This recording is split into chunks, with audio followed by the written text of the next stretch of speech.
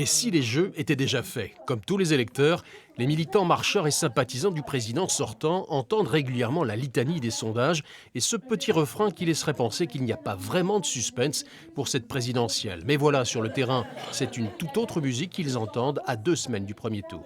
Je m'aperçois qu'il y a quand même un certain nombre de gens qui me disent « Moi, la politique, j'en veux pas, les politiciens, j'en ai horreur, et je n'irai pas voter » et c'est comme ça. C'est une grosse problématique d'aller chercher ceux qui ne croient plus en la politique, qui ne vont pas voter, mais d'aller aussi chercher ceux qui y croient, qui ont envie de voter, particulièrement pour Emmanuel Macron, mais qui tout simplement ne le feront pas parce qu'ils n'en voient pas l'utilité.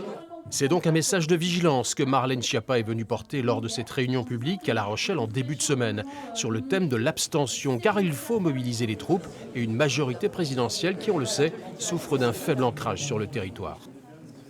C'est important pour nous de rappeler les dates des élections. C'est donc le 10 et le 24 avril, l'élection présidentielle.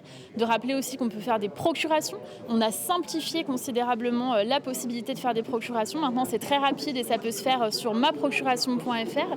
Et puis de rappeler que le vote, c'est un droit civique, mais c'est aussi un devoir citoyen.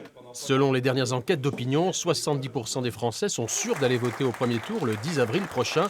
Cela constituerait donc a priori un record d'abstention pour une élection présidentielle.